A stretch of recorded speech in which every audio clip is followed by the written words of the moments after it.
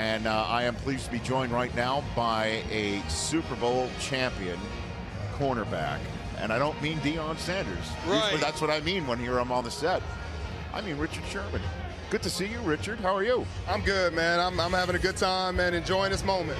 Congratulations. What is going through your brain right now? Man, a lot of things, man. It's such a huge moment. You know, guys played unbelievable today.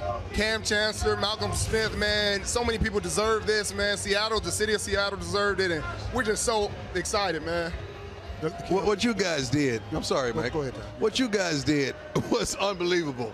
I mean, it's hard to even understand what you guys accomplished versus the #1 offense. Mike and I was talking in the car. When you guys won the toss and elected to go on defense, oh my goodness, that was the tone setter. Message. That was a message. And when Chancellor hit Thomas on that first play, well, not the first play, when you guys, after the safety, unbelievable, man. It said everything. He wanted to set the tone. Cam wanted to set the tone early. You know, he read the media reports and all the articles when Demaryius was talking about he liked being hit. So Cam wanted to make sure he obliged. He wanted to make sure he gave him what he was looking for, and he gave it to him in a big way. Speaking of reading the articles now, I sat and talked about, there was a lot of things said. Your comments, they said, oh, you talk too much. And then Marshawn Lynch wouldn't talk. They said, oh, he doesn't talk enough. We got to do something. I said, to keep pinning this team in a corner is going to come out Sunday. Did you guys take all of what went on this week on that field today and lay it on the Denver Broncos? That's exactly what we did. That's exactly what we did. With all that was said about Percy Harvin throughout the season, he took all that out on the field.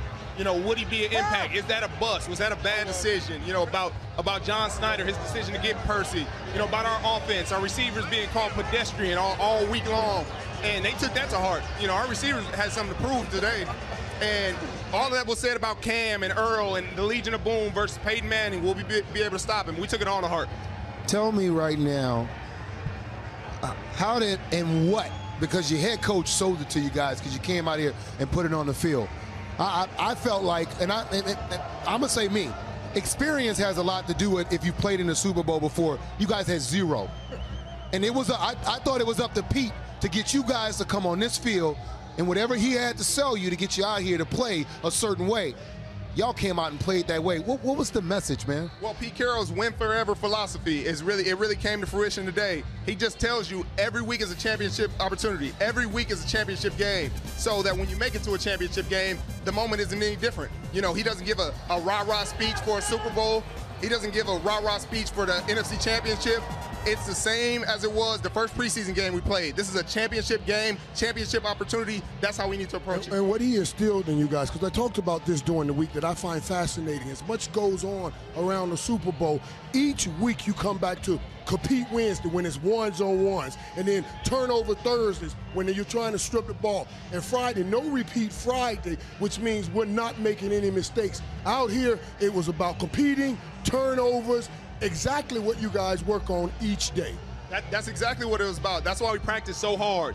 If you go out there and see Earl Thomas practice, he practices at a breakneck pace, and we got to practice at that pace too in order to give him a good look and make sure we're all on point. And that's one thing you can't simulate when talking about our defense. You can't simulate that kind of speed and aggression. Yeah. With Cam Chancellor coming up and hit you, Earl rolling around the field, Bobby Wagner, our D-line, giving you all kind of craziness. It's something that isn't easily simulated. So you can give a good look. You can know we're not going to disguise, but you can't simulate our speed. Did they ever? Because I went to tweet and I started saying, man, they look a little intimidated. Did you guys feel that you intimidated the Denver Broncos on this field tonight? We felt like that later on in the game. Like they felt us. They weren't looking to come up there and block us. How late? How late? Maybe around the third quarter. Right after Percy had the big, huge return. You see them come out there, they ran the same bubble screens, and their linemen were coming out really aggressive, blocking hard, and as you should.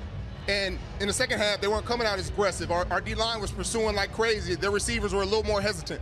Richard, it seemed to me that you were playing a home game in a way tonight here in New Jersey, that the safety was caused in many ways by the crowd noise that was happening at that moment.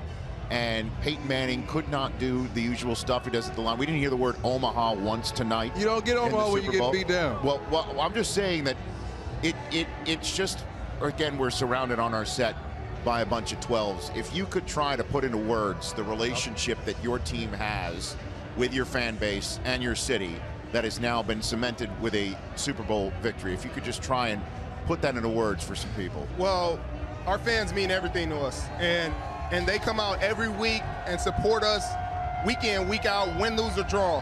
And I think that was never more evident than when we lost to Atlanta last year. We lost to Atlanta. We fly back 6 or so hours from Atlanta, and it's 3 o'clock in the morning. Our fans are out there lining the streets at 3 a.m. on a Monday, and we lost. And when you see fans like that and you see that kind of dedication, you really want to do everything you can to give them a Super Bowl. You want to go out there and break your neck to give them what they deserve. And that's what we did today. You know, they deserve everything they get today. They deserve their bragging rights. They're cheering because they show up when nobody else shows up.